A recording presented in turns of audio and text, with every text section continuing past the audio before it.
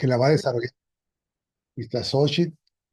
Es una experiencia de ella en comunidad, pues, ¿no? Un trabajo de ella en comunidad con enfermería, Gildardo.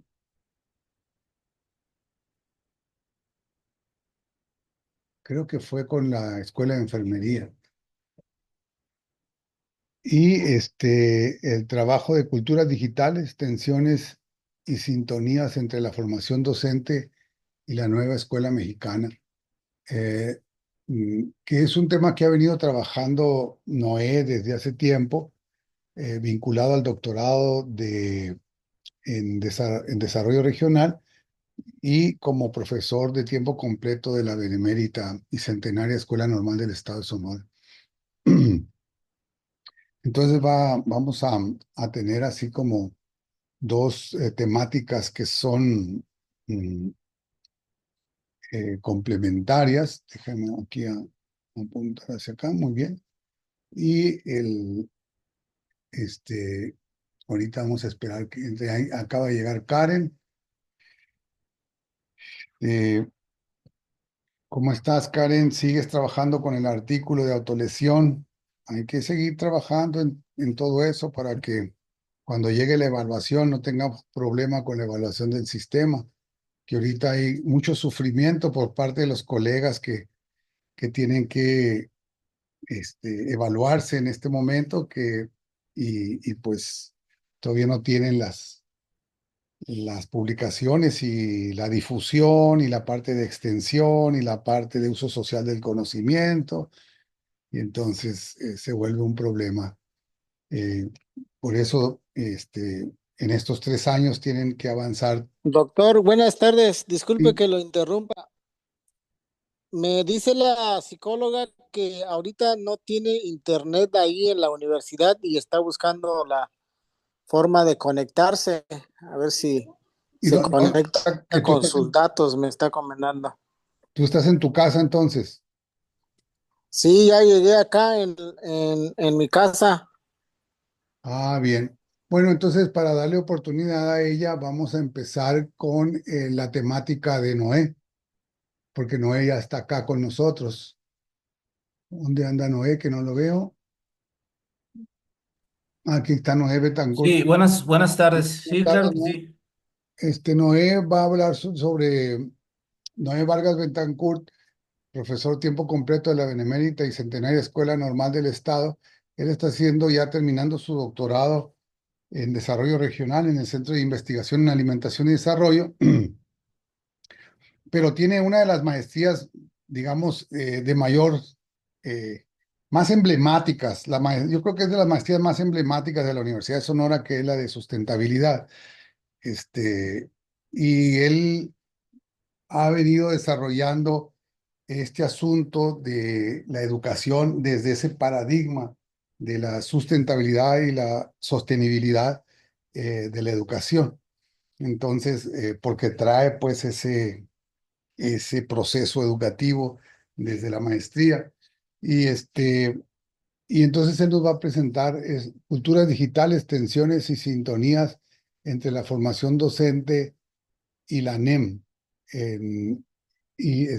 Adelante, mi estimado, para que puedas compartir, por favor. Muchas gracias a todos por estar allí y por atender. Carlitos del CID, no te había saludado. Muy buenas tardes. Buenas tardes a todos. ¿Se escucha? Sí, muy bien, se escucha, Noé. Muy bien, pues si sí se escucha, vamos a proyectar la presentación. A ver. Está. ¿Me confirman, por favor, si se está viendo Ya se está viendo, sí, ya la se está viendo. presentación? Muy bien, pues como comentaba el doctor Vera, soy doctorante en el programa de desarrollo regional, es mi último año ya y he venido manejando el tema de culturas digitales, específicamente la brecha digital existente en comunidades rurales versus comunidades urbanas y las afectaciones que esto pudiera tener en el aprendizaje de los niños. Adicionalmente y paralelamente, soy maestro de tiempo completo de la Escuela Normal del Estado. Entonces también he estado trabajando ahí con nuestra población cautiva, los estudiantes normalistas y con estudiantes de otras unidades académicas, es decir, de otras escuelas normales aquí en el estado y también en otros estados de la República. Este tema que les comparto hoy se titula Literacidad Digital y pues nos habla de las tensiones, es decir, las áreas de divergencia que pudiera existir entre los planes curriculares para la educación básica y lo que se está preparando y lo que se está echando a andar en las escuelas normales donde se forman los maestros que luego irán a atender a los niños en la educación básica. ¿Cuáles son las diferencias? ¿Cuáles son las convergencias, los retos, los desafíos? ¿Y cuáles son también las partes donde sí hay coincidencia, donde se está trabajando de manera colaborativa y donde hay algún tipo de encuentro en común, que es la mayor parte? Vamos a comenzar con eso precisamente. Y bueno, dentro de la nueva escuela mexicana, que es la abreviatura que acaban de ver, NEM, Nueva Escuela Mexicana, es la apuesta de la reforma educativa del gobierno anterior. Nos hablan mucho en sus planes de estudio de los grandes cambios que han surgido a través del tiempo y cómo todas las revoluciones que han existido siempre están precedidas por cambios tecnológicos.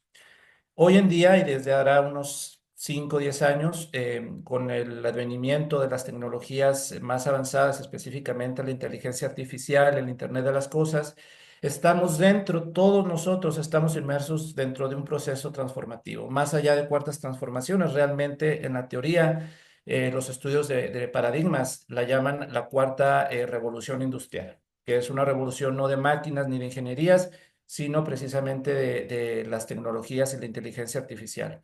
Entonces, en este preámbulo y dentro de este contexto es que surgen y se analizan las convergencias y las diferencias que hay entre la nueva escuela mexicana y lo que se está forjando en las escuelas normales en ese sentido. Mencionaba el doctor Vera, mis antecedentes efectivamente son en la sustentabilidad y dentro de la sustentabilidad y con el enfoque de la Agenda 2030. El tema de las culturas digitales toca de manera muy particular y muy puntual a la educación. El objetivo número 4 específicamente habla que la educación debe ser de calidad. Antes le llamábamos aquí en México de excelencia, pero en el marco más grande de los Objetivos de Desarrollo Sostenible de la ONU se habla de educación de calidad. Y este objetivo nos habla específicamente que la educación debe tener tintes o debe abarcar educación virtual porque por medio de la virtualidad de los recursos digitales tenemos otros acceso a otros métodos y herramientas pedagógicas, las cuales voy a abordar de manera superficial más adelante, pero que son muy importantes. Otro de los objetivos que está íntimamente ligado es el objetivo número 9, que habla de la industria de la innovación en la infraestructura y que al menos en México, dentro de la Constitución, esto está ratificado y está dentro de la Ley Federal de Telecomunicaciones y Radiodifusión, el artículo 2218. Es decir, tener acceso a Internet, tener acceso a medios digitales no es un tipo de servicio extra, sino que es una obligación y es un derecho, una obligación del Estado y es un derecho de los ciudadanos. Entonces, aquí hay una gran responsabilidad parte del Estado de implementar en las escuelas, en las universidades, en las normales, en todos los centros educativos, la infraestructura necesaria para que los ciudadanos puedan tener y gozar de este derecho. Y otros muchos derechos. Perdón, aquí algunas de las modalidades pedagógicas de las que hablaba, el aprendizaje mixto, el aprendizaje personalizado, todos sabemos que por medio de plataformas, de aplicaciones, de juegos, podemos tener un acercamiento mucho más íntimo con los estudiantes porque pueden ellos ir desarrollando aprendizajes autónomos. Las aplicaciones, las tecnologías tienen la facilidad de que pueden adaptarse al ritmo, a las habilidades y a los intereses de los usuarios. Entonces es una beta importantísima, la cual se puede explotar mediante las tecnologías. También nos da oportunidad de aprender colaborativamente, no nada más dentro de los participantes en un salón de clase, dicho en forma física, sino personas de otros estados, de otras partes del mundo pueden aprender de manera colaborativa. Todos hemos tomado alguna vez algún curso con personas que no conocemos físicamente, pero que están en otras latitudes y de las cuales podemos aprender y ellos aprender de nosotros. También podemos hacer uso del aula invertida mediante las tecnologías de la información y otro tipo de herramientas y modalidades pedagógicas que se pueden explotar. Aparte de de estas herramientas y volviendo a los objetivos de desarrollo sostenible, otros que traigo a colación porque aparte están muy relacionados, estos son objetivos de la ONU, ¿no? Pero están muy relacionados con los pilares y con los ejes que se traten de impulsar en la nueva escuela mexicana, que es la igualdad de género. Todos sabemos a estas alturas cómo se está visualizando y cómo se trata de atender a esta temática que antes había estado un poco desatendida. También tiene que ver la educación y las culturas digitales, tiene que ver con las habilidades que tiene el individuo para tener mayores oportunidades de desarrollo laboral, crecimiento económico. Importantísimo el número 10 es un objetivo del desarrollo sustentable que es la reducción de las desigualdades. Los medios virtuales, las computadoras, el Internet tienen la capacidad tremenda de poder reducir desigualdades mediante cuando se provee acceso a recursos a personas que de otra manera no los tendrían. Pero ojo porque también puede ser una herramienta para incrementar dichas desigualdades. También dentro de la cultura digital y basado y enfocado con la educación de calidad, podemos promover acciones que traten y atiendan el tema de la paz, de la justicia en instituciones sólidas, temas de seguridad como lo vemos en nuestro país, tema de bullying, temas de violencia digital, pero también temas de transparencia con las instituciones, de transparencia en los procesos. Todo este tipo de situaciones las podemos atender directamente con medios digitales y son situaciones que antes no podían atenderse de manera tan tajante. Yo creo que todos hemos sido testigos de cómo muchos delitos, crímenes o las denuncias públicas que se hacen, que de otra forma no hubiéramos tenido las pruebas fehacientes y tan evidentes que luego se viralizan en las redes sociales. Entonces, en este sentido, las culturas digitales, también ligadas a la educación, pues es un elemento que ha sido, que es un elemento que cambia las reglas del juego definitivamente. Y nuevamente, dentro de la nueva escuela mexicana y también conectado a los objetivos de desarrollo sustentable, tenemos las acciones por el cambio climático o en contra del cambio climático. Ahora, para darles un poquito de contexto de lo que sucede en Sonora, para el cierre del ciclo escolar del año pasado, había casi 300,000 niños inscritos en las más de 1,500 escuelas primarias públicas de Sonora, eh, de los cuales durante el periodo pandémico, 37,732 asistían a escuelas rurales, con todas las carencias que esto pudiera conllevar. Es casi el 13% de la población infantil de escuelas primarias. Y este número va creciendo en las escuelas rurales perdón, en las escuelas al menos multigrado, porque las poblaciones de los pueblos van decreciendo, entonces las escuelas rurales que eran de servicio completo se convierten en escuelas multigrado.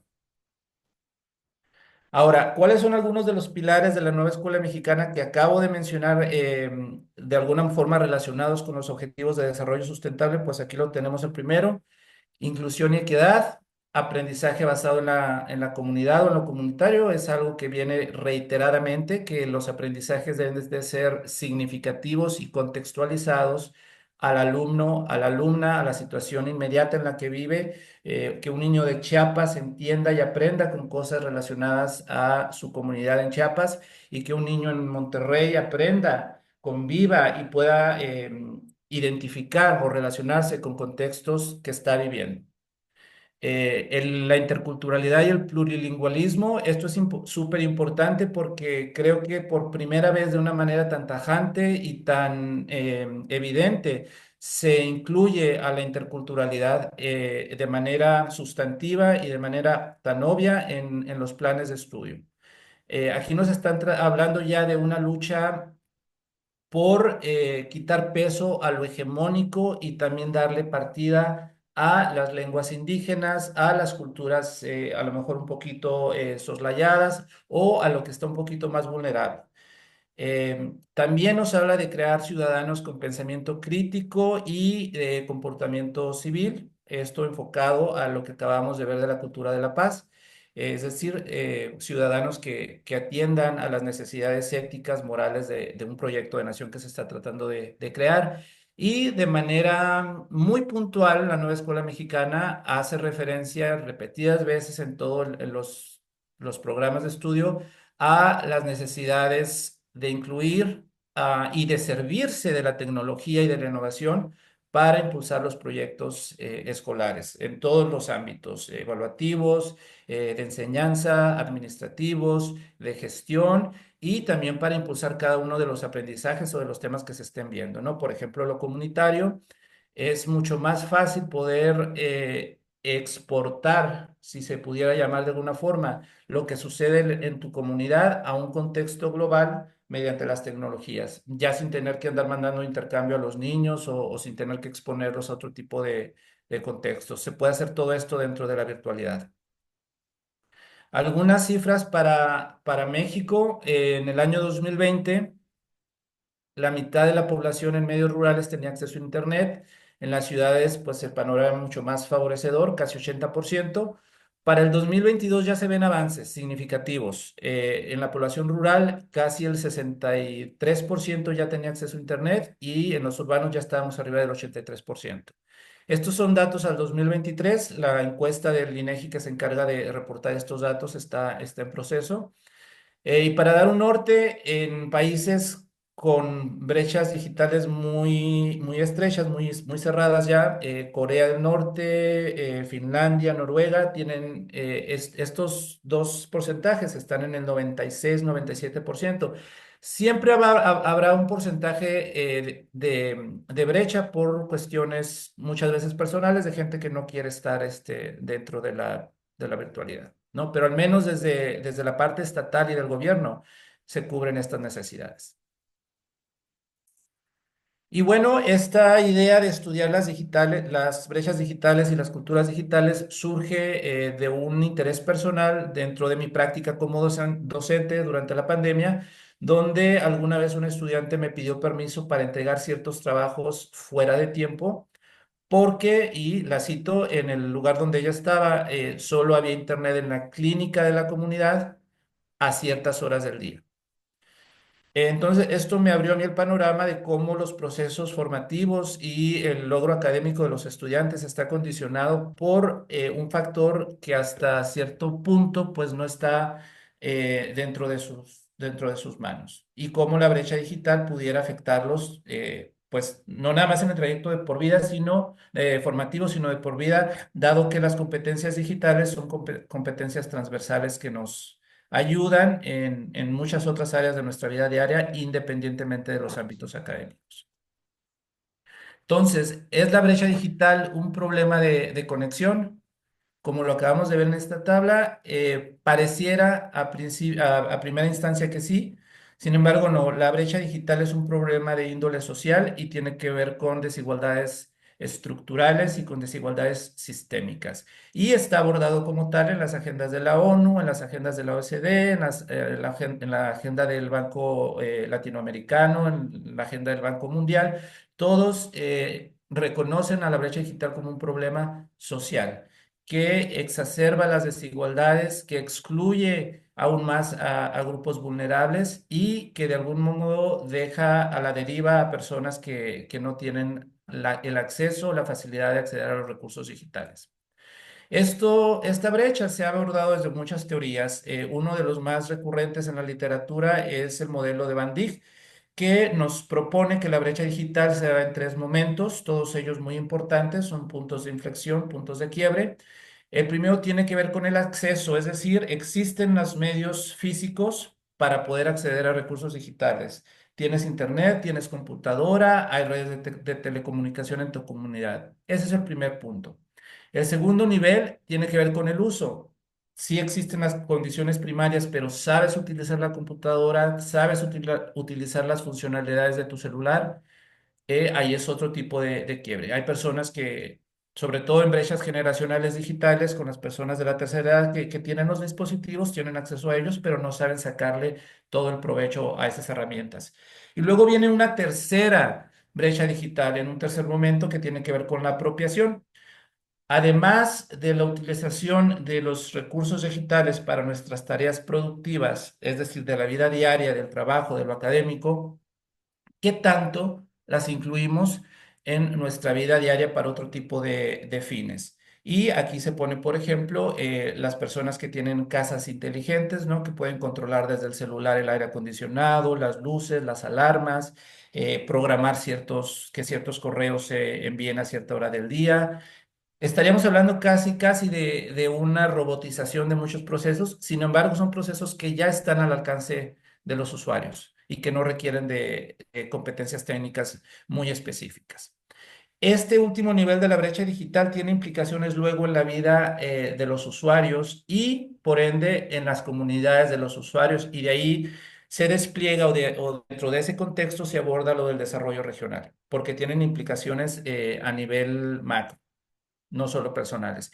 Y aquí, de manera muy resumida y muy rápida, voy a presentarles un diagrama de cómo se analiza la brecha digital en diferentes momentos. ¿Y cómo queda determinado? Por ejemplo, categorías personales, hay una brecha existente, marcada, conocida, reconocida respecto a nuestra edad. Ya les hablé anteriormente de las brechas digitales generacionales, respecto al género, el sexo. Los hombres tienen mucho más destreza en el uso de los medios digitales, sin embargo, las mujeres lo usan más para ciertos fines. Tiene que ver con la inteligencia, con nuestras personalidades y las motivaciones que podamos tener para usarlas o no. Tiene que ver con dónde vivimos, los materiales que tenemos disponibles, los contextos sociales y culturales en los que estamos, los rasgos psicosociales que nos contextualizan. Y luego viene este cuadro de acceso donde justamente se empiezan a dar ya los niveles de la brecha digital. Y finalmente, al final del cuadro, ya afuera, está el tercer nivel de la brecha que, como les decía, tiene que ver y tiene implicaciones a nivel Estado ya en la economía, en la política, en la cultura y en las instituciones. Bueno, este es un primer modelo de abordaje de la brecha digital. Sin embargo, en esta revisión que se está haciendo, encontré otra teoría bastante tradicional ya, desde 1986, uno de los grandes padres de estas teorías de reproducción de desigualdades, la teoría de Bourdieu, que nos habla de tres tipos de estados, es decir, de capitales que posee el individuo y que se ven mermados o exacerbados dependiendo del estadio en el que se encuentren. El estado incorporado tiene que ver con los contextos en los que crecemos, con quienes nos juntamos, la crianza que tenemos, los hábitos que desarrollamos. El estado objetivado, que tiene que ver con la posesión tangible de ciertos recursos, de dinero, de casas, en este caso, y para el tema que tratamos, de diferentes tipos de TIC. Y el estado institucionalizado, es decir, el reconocimiento que las instituciones le dan a esos capitales que tenemos, mediante diplomas, mediante títulos o mediante el reconocimiento público. ¿Qué me vale lo que yo sé respecto a las instituciones que me rodean? Entonces yo encuentro una convergencia entre estas dos teorías, la de Van Dijk y la de Bourdieu, una no está enfocada a las TIC, la de Bourdieu no está enfocada a las TIC, sin embargo nos habla de la posesión de recursos, ¿no? Que es muy similar a lo que tenemos aquí en Van Dijk. Y siguiendo con la revisión de la literatura, encuentro que los capitales en la educación están completamente determinados por lo que la doctora Ana Laura Gallardo enfatiza tanto, ¿no? El currículum, el currículum, el currículum. Es decir, quién enseña, en dónde enseñan, a quiénes se les enseñan, cómo se les enseña, pero sobre todo, qué es lo que se enseña. Entonces, cuando enseñamos algo para un público que está descontextualizado, estamos ejerciendo de manera activa una violencia simbólica. Y esto sucede mucho hablando de las culturas digitales cuando el Estado propone en sus alternativas curriculares acciones que incluyan a las TIC a poblaciones que carezcan de ellas o que no saben cómo utilizarlas. Y esto incluye, primero que nada, a los docentes. La falta de capacitación en el uso de las TIC está siendo de alguna manera una violencia simbólica, ¿no? La exigencia de ejercer algo para lo que no se ha estado preparado. Y bueno, dentro de este panorama tenemos que la literacidad digital es el conjunto de competencias digitales que son esenciales para participar de manera efectiva en la vida personal, académica, profesional y social.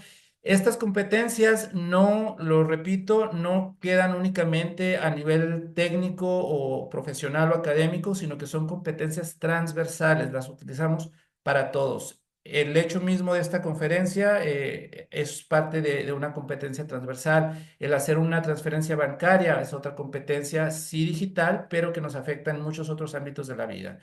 Vivimos en esta sociedad de la información y el conocimiento en que las competencias digitales son esenciales para nuestro desarrollo óptimo y efectivo en esta sociedad. Hobbes lo llama o llama a las competencias digitales una constelación de competencias de vida, más allá de lo que hagamos con ellas en el ámbito laboral. ANEM o la Secretaría de Educación Pública hace entonces un análisis, viendo la importancia que tienen las competencias digitales, hace un análisis de lo que había antes de la pandemia y lo que se tuvo que hacer después de la pandemia. Y encuentra entonces que la democratización de los saberes a través del Internet depende mucho del consumo de información y de la disponibilidad de infraestructura digital, es decir, reconocen la existencia de una brecha digital y cómo esta brecha puede o no hacer más democrática la sociedad y el conocimiento. Dentro de estas consideraciones también apunta a que durante la pandemia hubo muchas empresas que seguimos utilizando, Google, el mismo Zoom, Facebook, todas son de carácter privado, a las cuales proveemos nuestra información para mandar correos, para hacer citas, para hacer reuniones, a cambio de la extracción, perdón, y utilizamos sus servicios a cambio de la extracción de datos personales de los usuarios.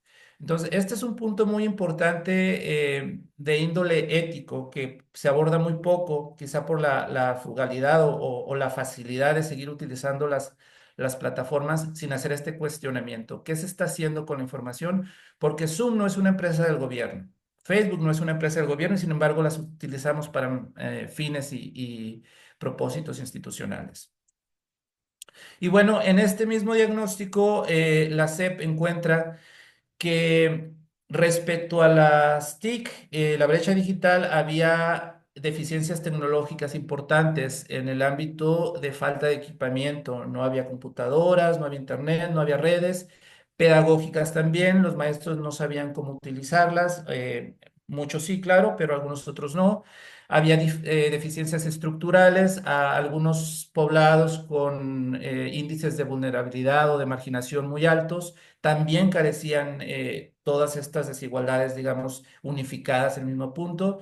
Y pues aspectos socioemocionales, gente que no podía tener acceso, pero que se le exigía que entregara ciertos productos en el contexto de las clases virtuales, que hiciera una participación en un foro, que entregara un ensayo y que no tenía acceso a los medios para producir estos ensayos, pues vivió una situación socioemocional ligada específicamente a los medios digitales, que se le conoce también como ansiedad digital.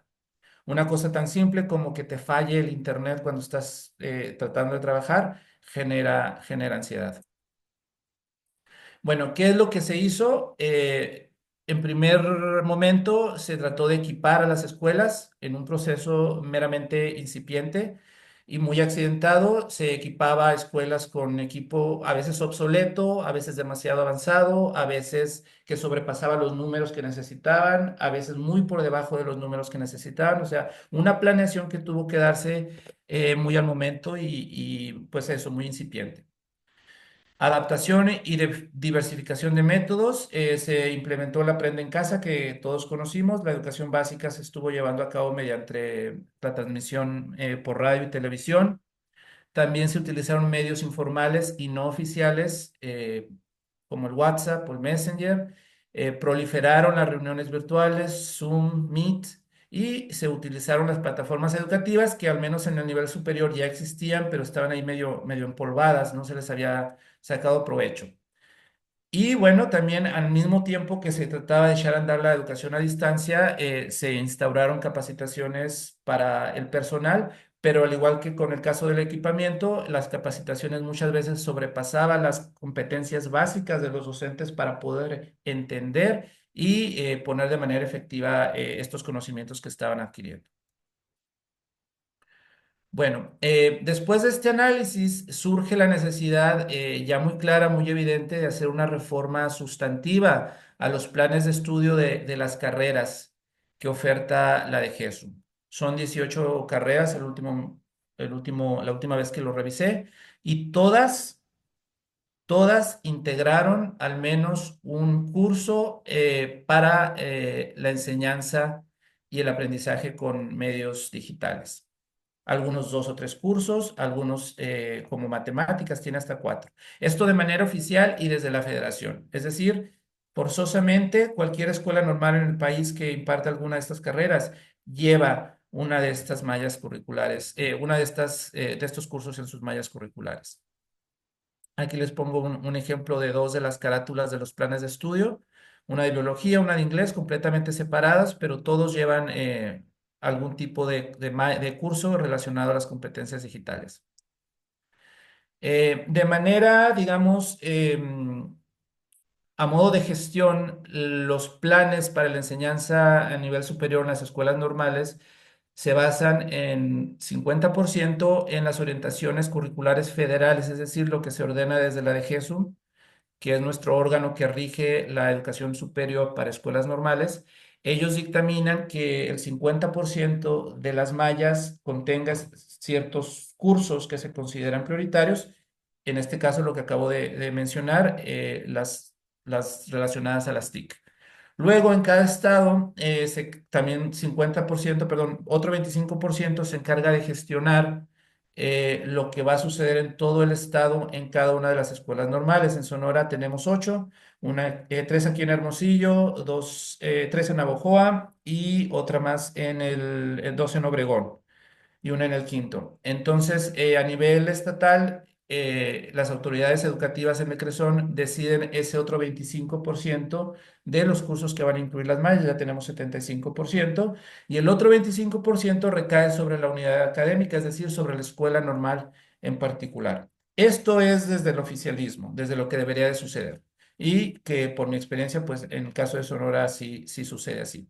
Entonces, aparte de los cursos que ya se incluyen relacionados a la tecnología a nivel federal, en el caso de Sonora, adicionalmente, cada unidad académica ha visto la necesidad o no de incluir algún otro curso dentro de esta malla que ya estaba dispuesta desde el nivel federal.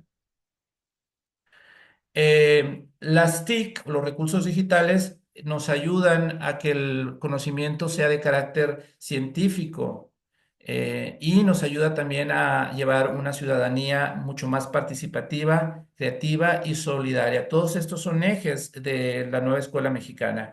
En el primer foto que tenemos aquí, tenemos una persona que está con una discapacidad motriz que no pudiera asistir a una escuela regular, pero que mediante los recursos tecnológicos tiene acceso a la información.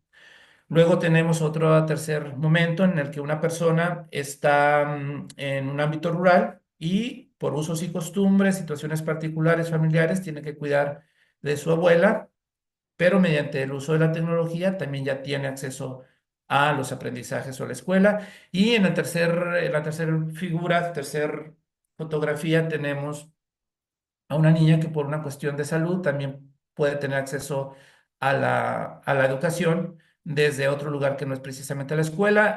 Los que trabajamos en la educación hemos tenido cualquiera de esos escenarios y muchos otros, y ya dependiendo de la dirección y de la gestión de cada escuela, pues muchos hemos tenido la oportunidad de poder ser solidarios con los estudiantes y ofrecerles este tipo de facilidades para que puedan continuar sus cursos sin perder el año o el semestre o salirse de la escuela, ¿no?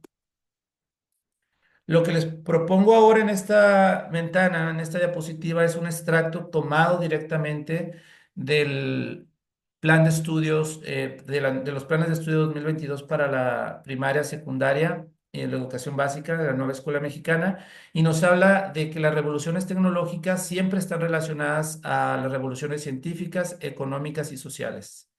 Y bueno, que nuestra era lo estamos viviendo. Creo que la nueva escuela mexicana es una apuesta muy ambiciosa y tiene muchos elementos sustantivos y sustanciales para efectivamente hacer un cambio paradigmático. Sin embargo, la SEP identifica estas cuatro desigualdades que se relacionan con las desigualdades que ya habíamos visto. Voy a ver un poquito el chat. Me parece que por ahí hay, bueno, creo que no.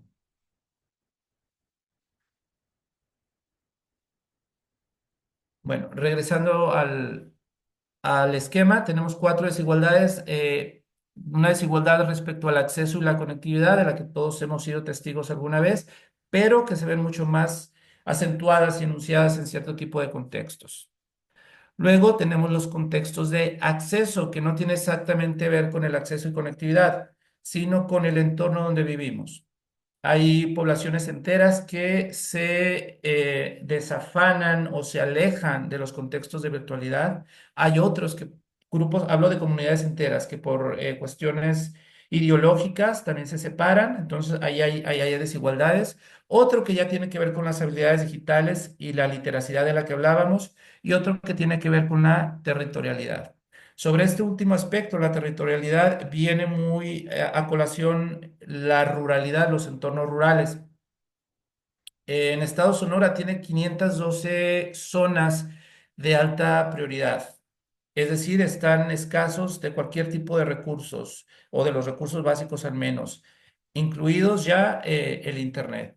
Entonces, eso se tiene que atender de manera muy puntual y de manera muy estratégica. Es una necesidad identificada, no nada más dentro de la SEP, también el modelo que les presenté lo aborda desde otra perspectiva, también Bourdieu lo menciona desde otra perspectiva. Estamos hablando de una coincidencia de enfoques, o más bien de conclusiones desde diferentes enfoques.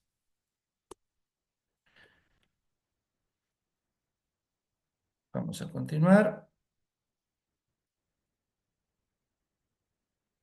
Aquí está un poquito lo que les menciono.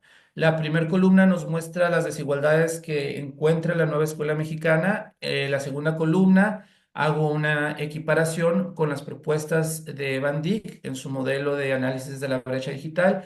Y en tercer momento, en la tercera columna, muestro desde la teoría de Bourdieu cómo pudiera estar relacionado.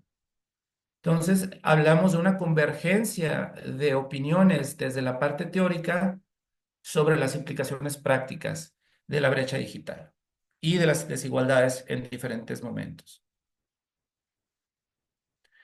Esto también se toma directamente del plan de estudios para la educación básica, y dentro de la parte final nos dice que un niño al terminar el sexto grado de primaria debería dominar las habilidades de comunicación básica en su lengua materna como en otras lenguas, hablando de la interculturalidad, mediante el aprovechamiento de los recursos y medios de la cultura digital, de manera ética y responsable, para comunicarse, así como para obtener información, seleccionarla, organizarla, analizarla y evaluarla. Estos últimos acciones, si nos podemos dar cuenta, es lo mismo que mencioné anteriormente respecto a la literacidad digital. Eso es justamente utilizar los medios digitales de manera ética, responsable, y con un ojo crítico.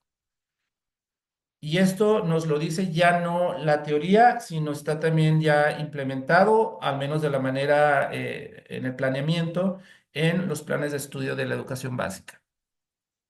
Que por cierto, solo en las primeras 10 cuartillas de los planes se mencionan aproximadamente 43 veces la palabra digital, que está muy inmersa, no la hemos explotado al 100%, pero está muy inmerso en las culturas digitales dentro de la propuesta que hace la NEM para la educación en México. Y esta es la portada del libro donde pueden, bueno, es un folleto, un compendio de un poquito más de 200 páginas, donde se pueden encontrar estos apuntes de los que estoy hablando. Ahora, ¿qué está sucediendo en las normales? Las normales son los centros educativos donde se forman los maestros, los profesionales que luego van a ir a impartir clases a las primarias, a los jardines de niños y en algunos casos también a las escuelas secundarias.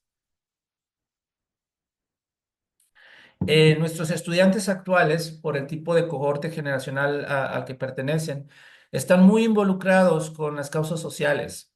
Hablan mucho de la empatía, de ser solidarios, les gustan mucho las mascotas, se involucran con la gente en estado de vulnerabilidad, tienen tendencias progresistas, hablan mucho de la perspectiva de equidad, inclusión. Sin embargo, los diagnósticos que se hicieron a raíz de la pandemia nos hablan de que a pesar de que individuos nacieron dentro de la era digital o son nativos digitales, tienen aún necesidades de capacitación respecto al uso de las tecnologías. Para poder luego ir a enseñar, necesitan tenerlas pues bastante sólidas. Son muy buenos para las habilidades digitales respecto a tareas que tienen que ver con el ocio o el esparcimiento, pero carecen de ciertas habilidades o de habilidades más sólidas cuando se trata de tareas específicas y sobre todo cuando tienen que ver con contextos educativos. Se hizo un estudio el año pasado en 4 escuelas normales del estado.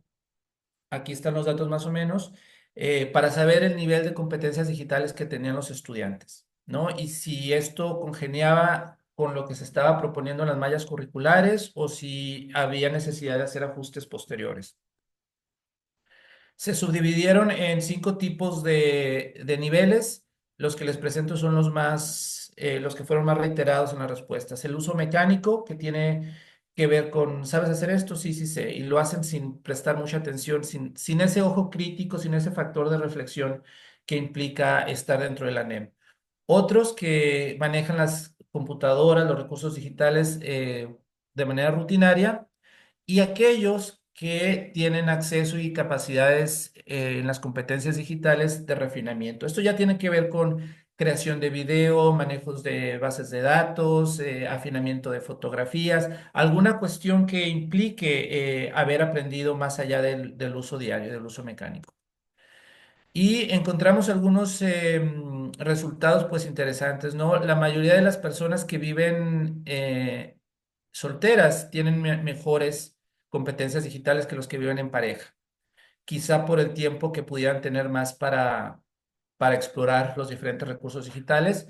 También aquellos que están desempleados tienen mayores competencias digitales. Pudiera pensarse lo opuesto, que quienes están empleados por cuestiones de la esencia misma de sus trabajos tendrían mayor competencia digital, pero no es así. Otro dato importante que es que el uso prolongado de Internet está vinculado a mejor desempeño académico y competencias digitales. Este es un dato muy polémico porque suele pensarse y se discute en la literatura que los tiempos prolongados con los dispositivos digitales aminoran o restan el desempeño académico. Sin embargo, en los estudios que se han realizado, nos indican lo contrario, siempre y cuando no caiga en la adicción, ¿no? Estamos hablando dentro de un contexto, digamos, normalizado y con cierto control en el uso del tiempo, pero digamos que dentro de ese rango aceptable, quienes tienen mayor uso de los recursos digitales también muestran un desempeño académico mayor. Y el último dato que viene por aquí dice, a mayor tiempo de ocio, mayor el nivel de competencias digitales. Este también ha sido un resultado reiterado, se ha hecho en varios años, 2010, 2014, 2021, y todos muestran lo mismo. Y la explicación viene desde otra teoría, la teoría del confort, que cuando utilizamos cualquier tipo de herramientas o tecnologías en este caso, por confort, es decir, por nuestro interés propio, nuestra motivación y sin ningún tipo de factor exterior que nos force a utilizarlo, pues vamos a desarrollar competencias más sólidas y más robustas. ¿Por qué? Pues porque lo queremos hacer, no porque alguien más esté indicándonos que lo hagamos. Y aquí tengo una tabla un poquito comparativa respecto al nivel de dominio de las competencias digitales y el desempeño académico, ¿no? Quienes obtienen rangos de logro académico entre 9 y 10 también exhiben mayores competencias digitales. Este indicador es muy transversal en muchos otros ámbitos y en muchas otras disciplinas. Bueno, lo que les hablaba un poquito de que en el caso de México el acceso a redes de telecomunicaciones y dispositivos digitales es un derecho de nosotros como ciudadanos, no es algo accesorio, no es algo complementario, tiene que estar respaldado por el gobierno y el gobierno tiene que atenderlo. Y lo hace de cierta manera, ahorita voy a abordarlo. La nueva escuela mexicana pues le apuesta completamente a los aprendizajes digitales, a la tecnología y a la innovación. Y enfatiza el potencial inmenso que tienen las tecnologías para lograr los objetivos que está planteando la nueva escuela mexicana, sobre todo en términos de inclusión, de equidad de género, de interculturalidad, de cambio climático y pues en total, en su conjunción, para hacer de la educación una educación de calidad. Sin embargo, y no obstante lo que acabo de mencionar, al menos para la educación básica no hay indicadores de cómo se están cumpliendo estos objetivos, lo que acabo de mencionar, la inclusión, el cuidado al medio ambiente, la pluriculturalidad.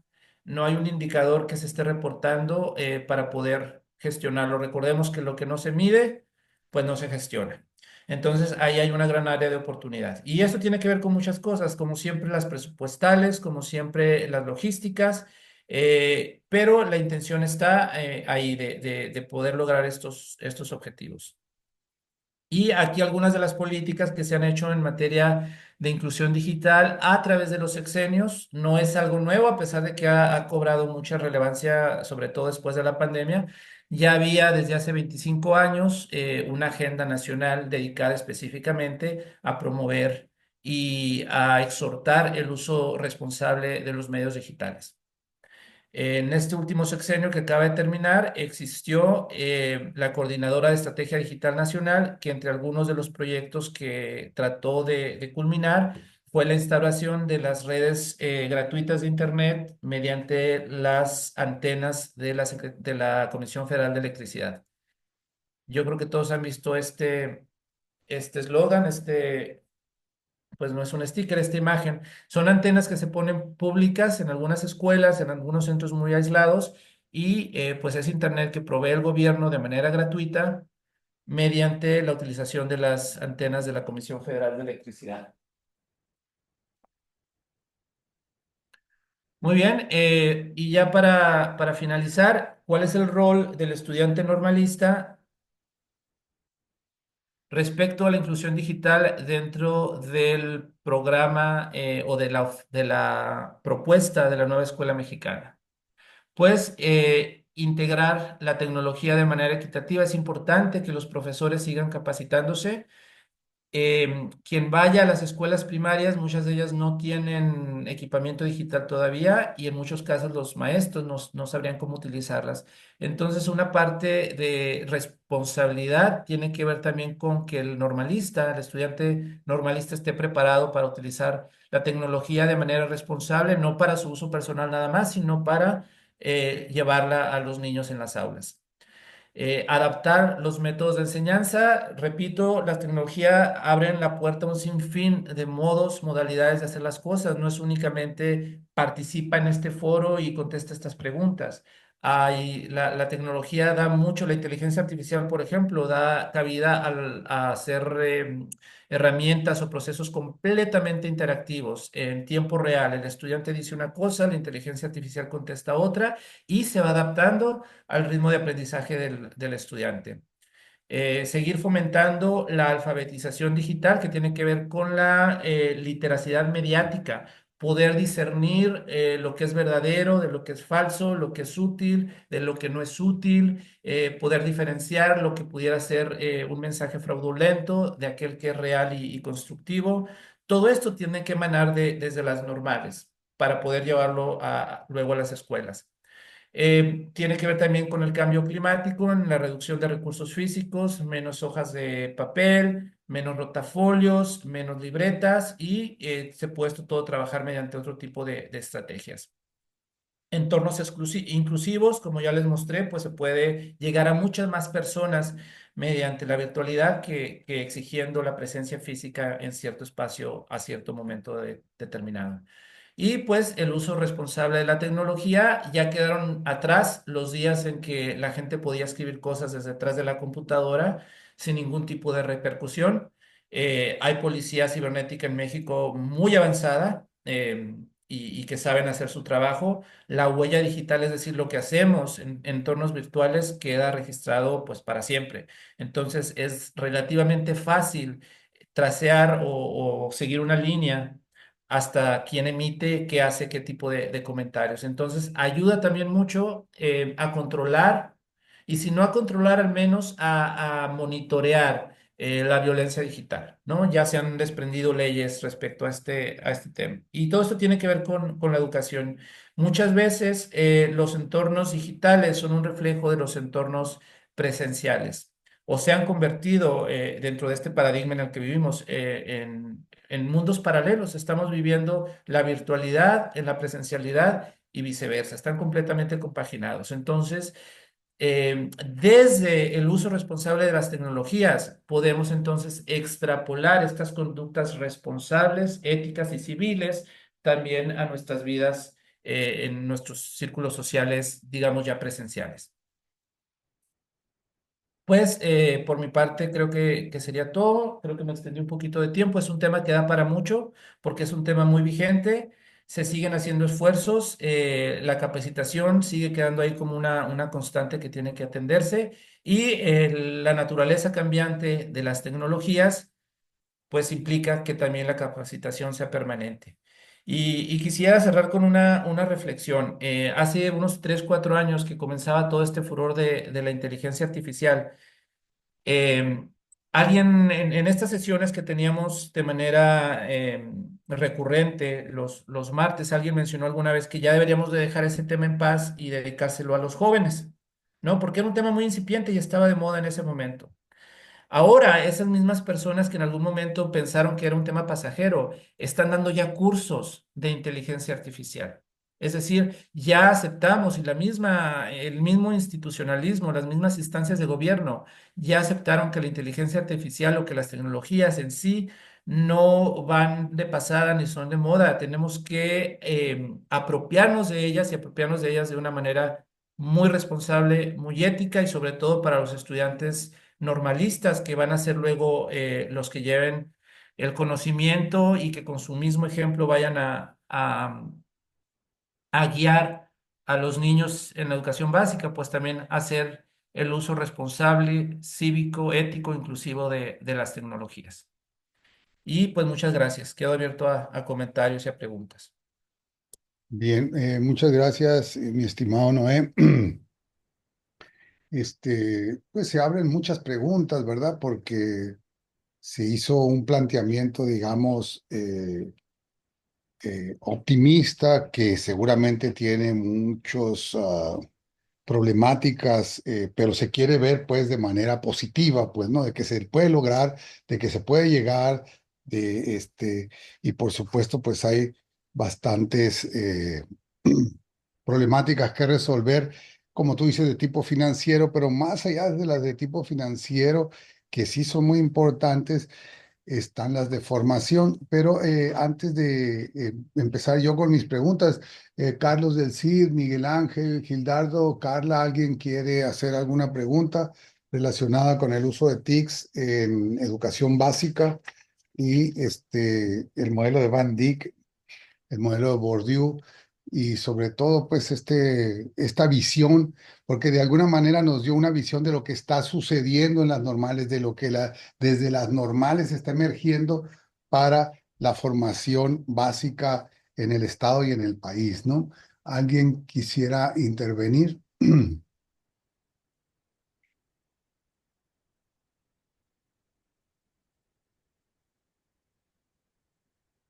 El comentario de Ceci sobre que le gustó mucho el tema. Eh, el- yo siempre, igual que Omar, Omar también tiene siempre esa duda, pues siempre hemos tenido esa duda.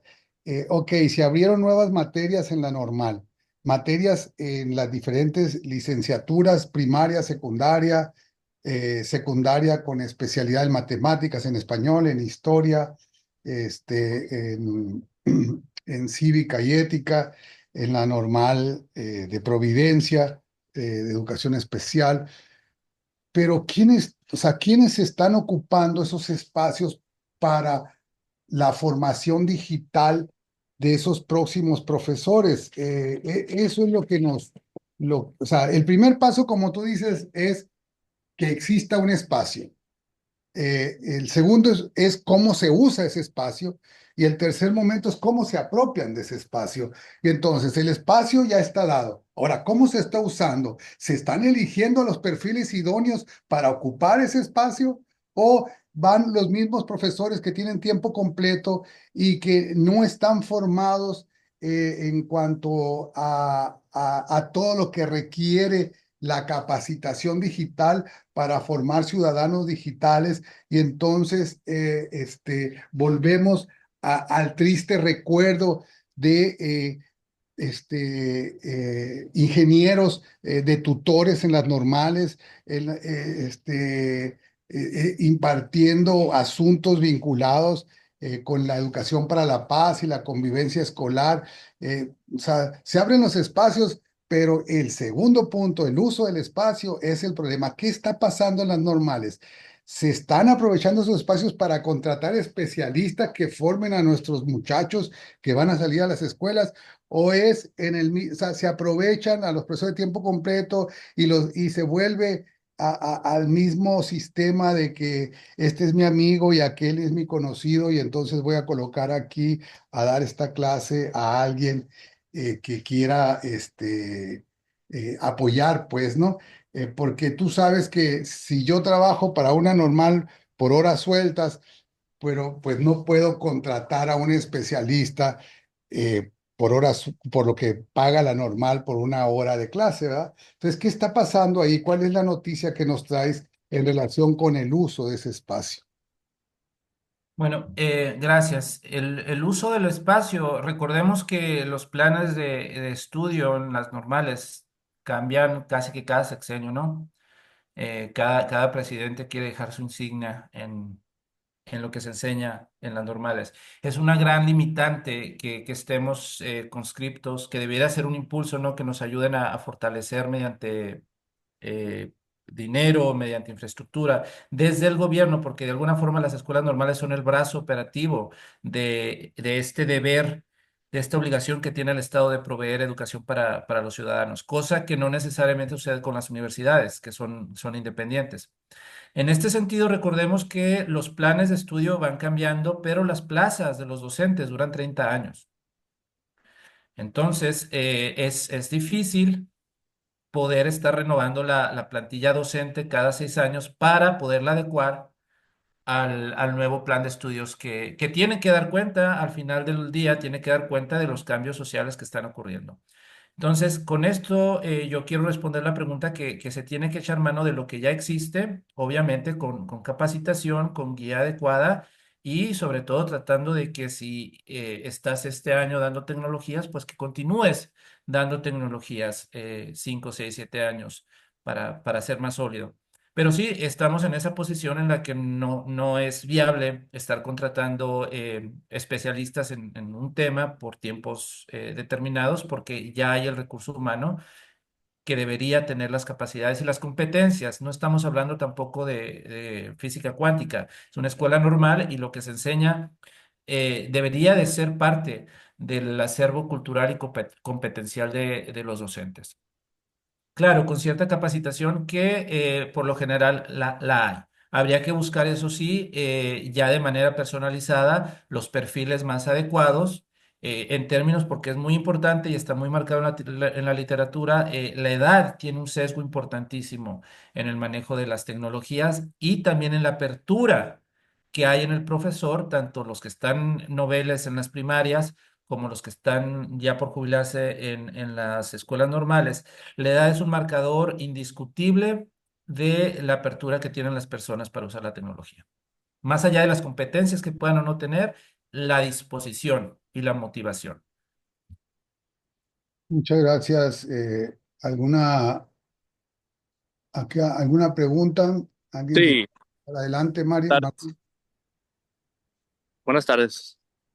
Buenas Sí, tardes. sí, yo creo que parte del enfoque pues es eh, pues lo que registra la problemática actual o como lo comentaba el compañero, esta brecha que ahora estamos distinguiendo. Es un proceso parecido cuando cuando inició Internet y las promesas que traía, ¿no? Para la tecnología educativa. Y dentro de ese proceso vimos que pues la docencia en general convirtió al uso de la tecnología como un accesorio, pues vamos a decir, no incrustado dentro de una pedagogía o tecnología educativa.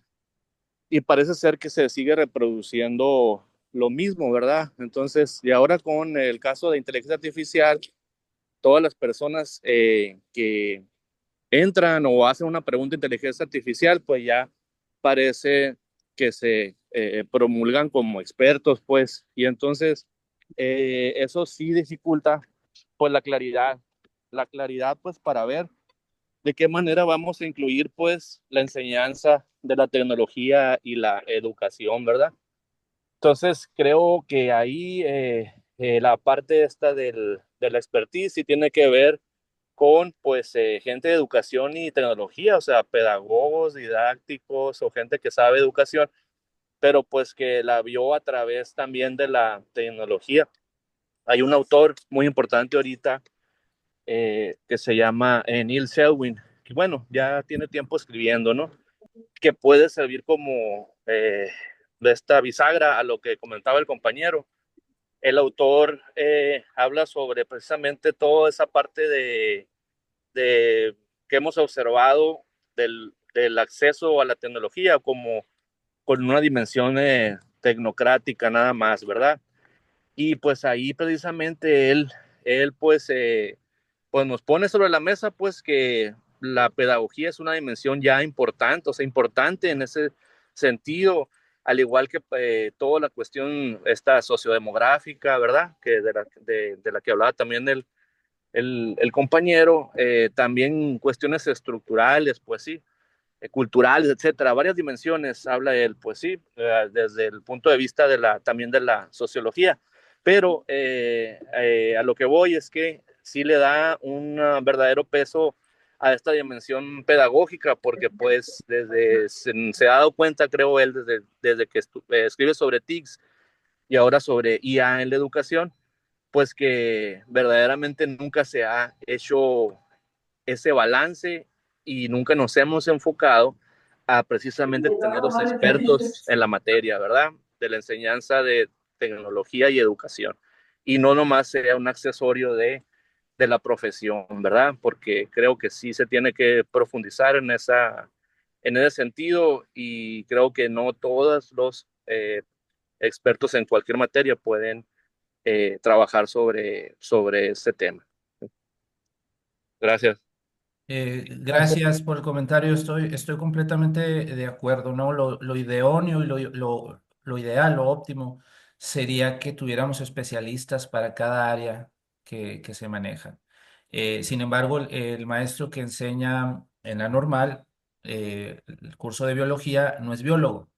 El que enseña matemáticas no es matemático, es un pedagogo, un licenciado en educación que tiene conocimientos generales y muy puntuales para los propósitos que exige luego la educación básica. Y en ese mismo sentido, no se piensa en contratar, no sé, programadores o ingenieros en informática para los propósitos pedagógicos que requiere la malla curricular. Aunque idealmente, pues qué fantástico sería que sí existieran estos perfiles. En algún momento una persona allegada a mí fue invitado a diseñar los cursos de matemáticas para la educación media superior, para el bachiller. Y me decía, qué buenos son en pedagogía los de las normales, que tienen tantas dinámicas, tantos juegos, tantas actividades, pero pues les fallaba la parte de la matemática porque no son matemáticos, son pedagogos, ¿no? Y eso pasa en las demás disciplinas. Y yo creo que no se espera tampoco que sean expertos. Claro que tiene, sería ideal que así lo fuera, pero estamos hablando de atacar o de atender objetivos muy puntuales dentro del ámbito de la pedagogía, no de manera general o abierta. Adelante, Gilardo.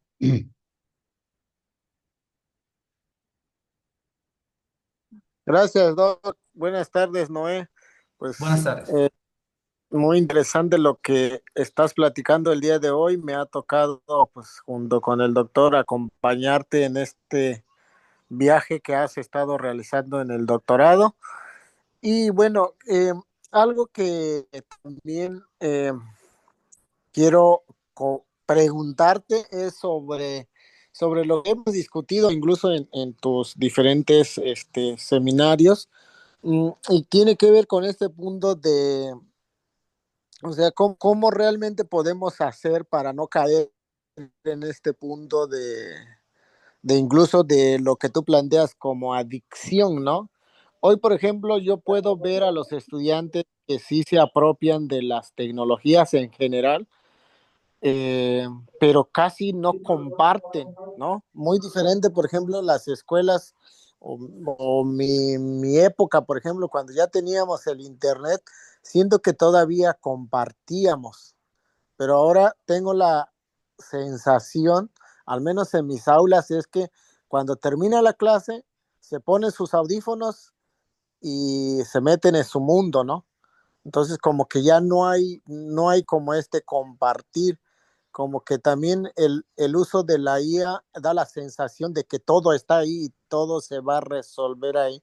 Entonces no sé si dentro de los modelos que has revisado, o sea, cómo se plantea esta situación, ¿no? Tú comentabas, por ejemplo, el pensamiento crítico, ¿no? O el uso reflexivo de las tecnologías, eh, y bueno, me acuerdo mucho de una vez que decíamos, no, todas las tecnologías es como un cuchillo, ¿no? Decíamos en aquel momento, donde decíamos que un cuchillo puede servir para todo, pero ¿cuál sería como la forma de encaminar para que no utilicemos esta tecnología más para dañarnos y para segregarnos y para lastimarnos, como dices, ¿no? Violencias, todas las cuestiones negativas que esto implica y más bien que sirva para, pues, generar, pues, no sé, confianza, generar seminarios como los que estamos haciendo, etcétera, etcétera. Bueno, gracias, doctor, por la pregunta. Es un tema muy polémico que da para mucho y hay formas distintas de responder la pregunta. Apenas la semana pasada veíamos justo una tesis completa sobre el uso problemático del Internet. O sea, también es un problema real. Mi respuesta concreta, doctor, a lo que me comenta es, al menos en el ámbito educativo y dentro del aula, yendo un paso adelante. Trajiste tu celular, saquen sus celulares. Les voy a pasar esta imagen, necesito que me digan esto, esto y esto y esto. Traes tus audífonos, mira, les voy a pasar un audio, escúchenlo todos, donde vamos a hacer esto y esta cosa. Que no colaboran, mira, vamos desde tu celular, porque ellos ya los pueden conectar a las pantallas y todo. Con tu celular, mándenle a fulanito lo que piensan de la pregunta todos y lo vamos a ver proyectado en la pantalla del salón.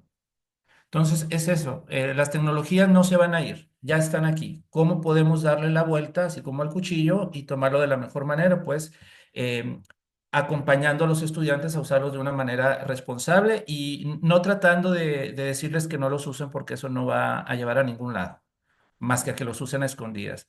Entonces, mejor diseñar nuestras actividades y nuestras planeaciones de modo que incluyamos la tecnología. Todavía hasta hace 4 o 5 años se les prohibía en cierto lugar donde yo trabajaba, se les prohibía a los normalistas utilizar medios digitales en sus intervenciones con los alumnos. Y eran para mí y desde mi punto de vista cierto prejuicio, porque ya estaba la tecnología en todos lados.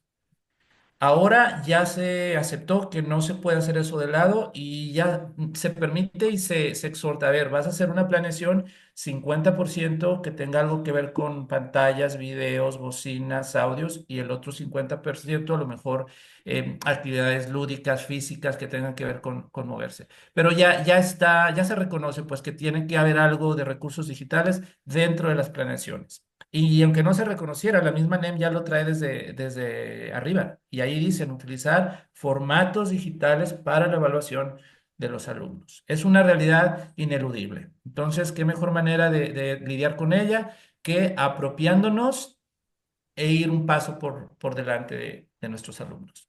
Muy bien, muchas gracias, Noé. Te agradecemos mucho tu participación de todas maneras, cualquier duda, por favor, puede ver el correo, o sea, acuérdense que todas las conferencias pasan a YouTube, ¿no? En YouTube están, pasan a YouTube y pueden volver a ver cualquiera de las anteriores conferencias ya están en YouTube, ya las estamos colocando allí para que puedan tener acceso a ellas. Muchas gracias, Noé.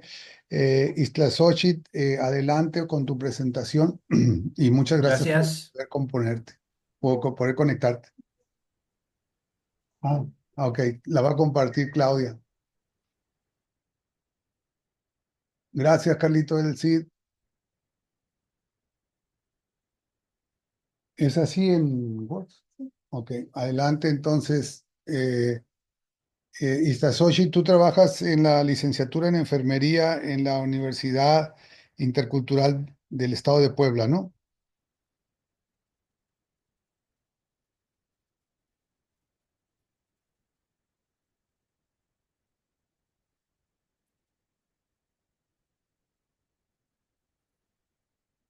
Adelante.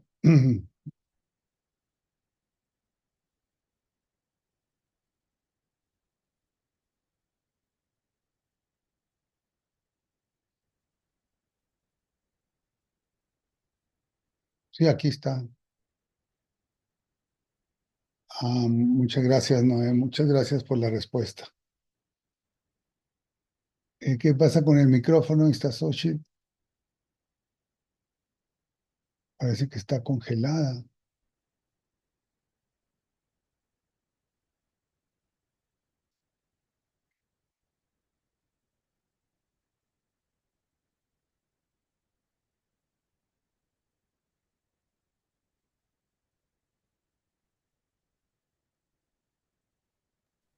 Doctor Vera, Mm, antes, que comience la compañera, me acordé de un dato pues abrumador que eh, se deriva de un estudio que hace la Asociación Mexicana de Internet.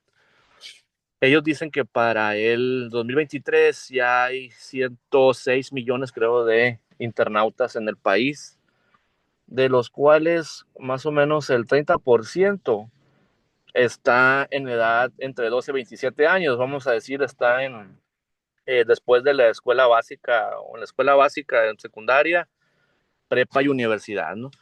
Pero lo impresionante es que de esos 30 millones, más de 10 millones se conectan en promedio 9 horas diarias.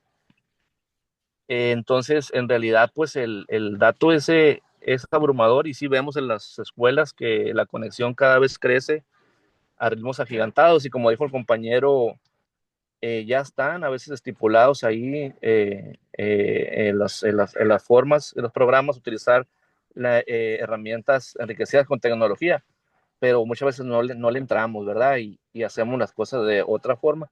Y pues tenemos que visualizar eso porque sí nos está rebasando un poco, pues, en ese momento de la enseñanza y el aprendizaje. muchas gracias, Omar, por el dato. Y que sí, es importante siempre tener esos datos. Istazoshi, ¿pudiste corregir tu audio?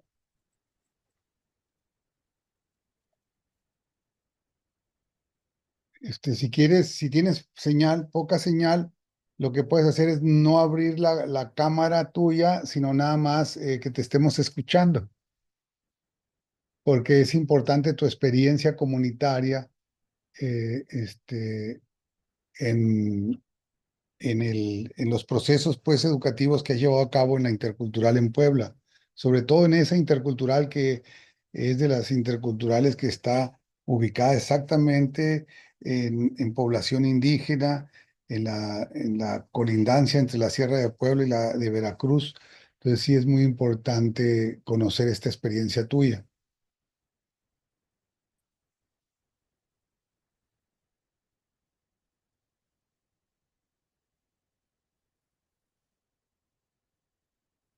¿Qué le pasa con su micrófono? No sé. No, es que Gil no está con ella. Gil está en su casa y parece que ella está en la escuela. Eh, Sí, la maestra está ya en, en la escuela, creo que se fue a ver, no sé si sea por eso de que no entra la señal ahí de su micrófono, porque sí se ve activado pues el micrófono, como que se activa. ajá. Luego,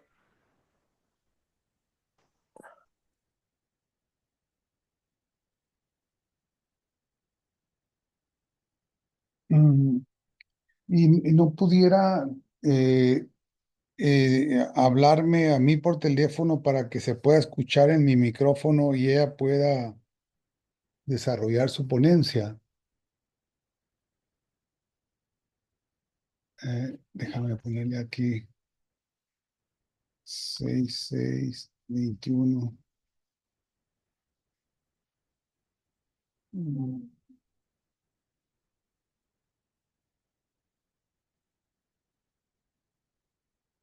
Muy bien, Leti, muchas gracias. Herramientas de aprendizaje. Todo eso me imagino es eh, con sistemas de tecnología, pues, ¿no? De la comunicación. Ajá. Sí, yo lo voy a copiar de aquí y lo voy a guardar acá en mis cosas.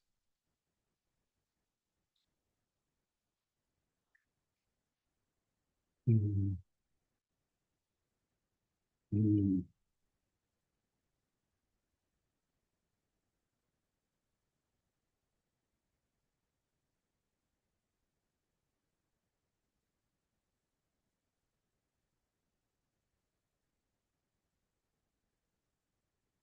Entonces, ¿cómo estamos con estas? dec- decía doctor que si usted le puede marcar a la maestra, a ver si se puede hacer esto que usted comentaba. A ver, yo le marco, dame el teléfono. Ajá. Oh, oh, oh, oh.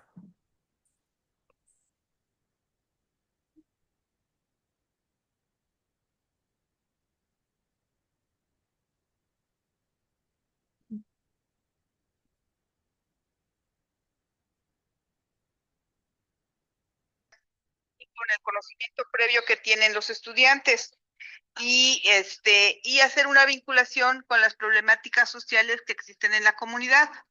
Esa es la esencia de ese proyecto de vinculación comunitaria.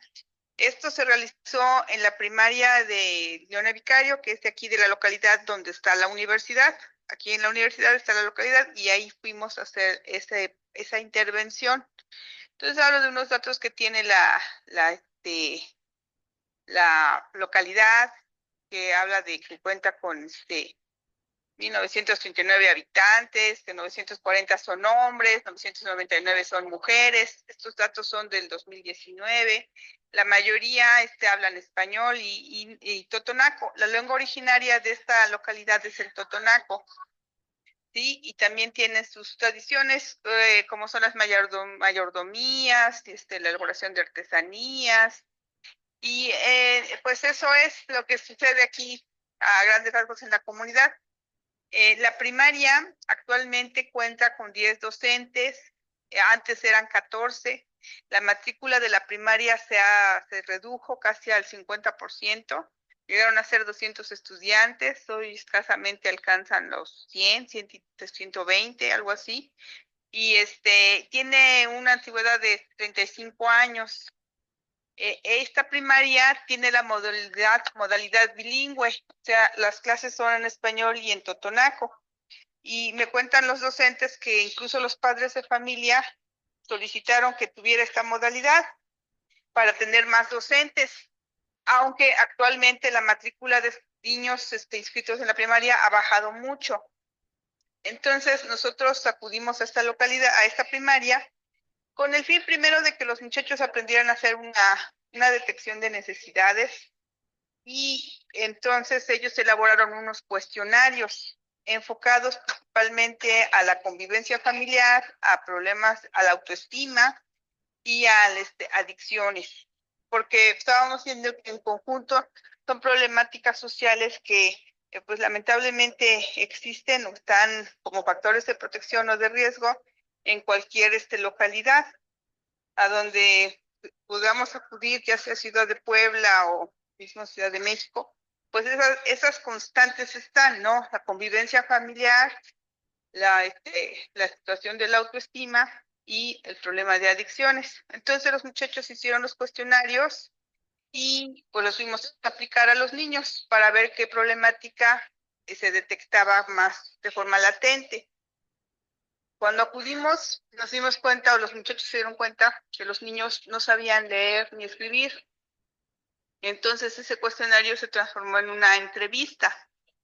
Y también llevaban juegos. Los estudiantes de enfermería llevaban juegos como lotería, memoramas, para interactuar con los niños, pero también se complicó el hecho de interactuar de esa forma con los juegos. Entonces, y al estar hablando con los niños, afortunadamente, como tenemos el modelo intercultural, muchos estudiantes también son de la región y hablan la lengua totonaca. Entonces fue muy fácil para ellos interactuar con los niños y mostraron mucha empatía y sensibilidad en el trato con los niños. Fue algo, pues algo bueno, en cierta forma positivo. Pero lo que yo también noté, que en esa interacción con los niños, ellos se vieron identificados con las problemáticas que los niños presentaban, problemáticas en el aspecto familiar, de violencia, problemáticas en cuanto a que están viviendo en una situación de riesgo por consumo de sustancias psicoactivas, ya sea por sus propios padres o por sus hermanos mayores. Y entonces eso también afectó de cierta forma emocionalmente a los estudiantes, pero seguimos trabajando en esa situación y se identificaron problemas de lectoescritura en niños de tercero, cuarto, quinto y sexto. Y hablaron de lo de la violencia intrafamiliar, de tristeza, de esta situación que se marcó mucho. Y dijimos, pero ¿por qué se marca mucho los problemas de lectoescritura en grados muy avanzados? Y entonces tenemos el antecedente de la pandemia de COVID-19, que hizo que pues los ciclos escolares de esos niños cuando estaban en primero y segundo se detuvieran. Entonces los niños no acudieron a la primaria a clases presenciales.